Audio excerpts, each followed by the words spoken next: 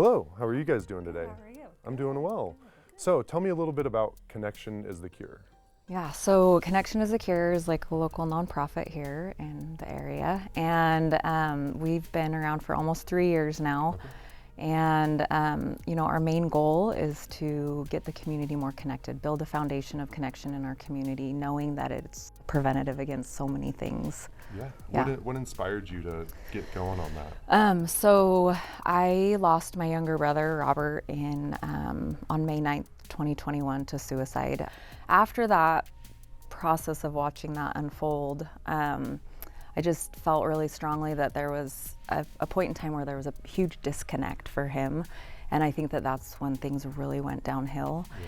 And looking back at that, just realizing how important connection is. And as I started talking to other people, it was like that had stories of, severe mental health things and, thoughts of suicide or addiction. Everyone's story had a turning point, and it was always a connection. Do you want to give me any maybe examples or just tell me about specific things that you guys are doing that kind of gives the public a little more insight on how you make those connections? Yes, definitely. So our tagline for our organization is connecting people to people and people to resources. And music is always like a huge part of our events because music has just a magic, like a connection, point for a lot of people. Yeah. We invited a lot of different community partners. And so that is like such a vital part of every event that we do is we invite people to come in, and then the attendees can walk around and they can find something that is useful to them or that fits them or something that they're struggling with. And then the other thing that we realized that we didn't know was going to happen is that we brought all these people together. The people were connecting, but then they were also connecting with each other. Organizations were connecting with each other. So lots of events like that, but then in between those, we've done a lot of other things partnering with other organizations. And that's something too, is we realized how many amazing resources there are in our area and how many organizations are doing so much good.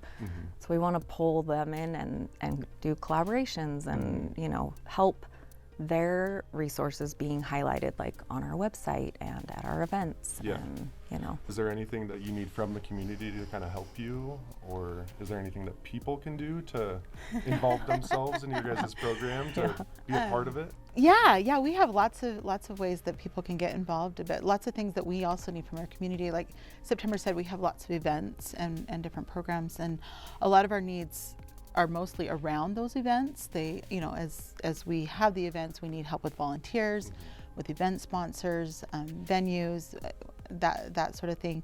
But a lot of our needs and the way that people can get involved boils down to financially. It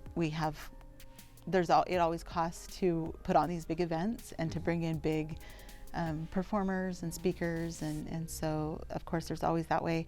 But volunteering. And I think another really cool thing, and I was thinking about this, but we have something called the Take 10 movement that we borrowed from another organization in Arizona, and it's to take 10 minutes a day to make a meaningful connection. So that connection can be with yourself, with people around you, with your higher power, like being able to just take that 10 minutes every day to make a meaningful connection, and as you do that, it becomes a habit, and then you crave it because it's like, it feels so good. And you can start to see a difference in your day-to-day life.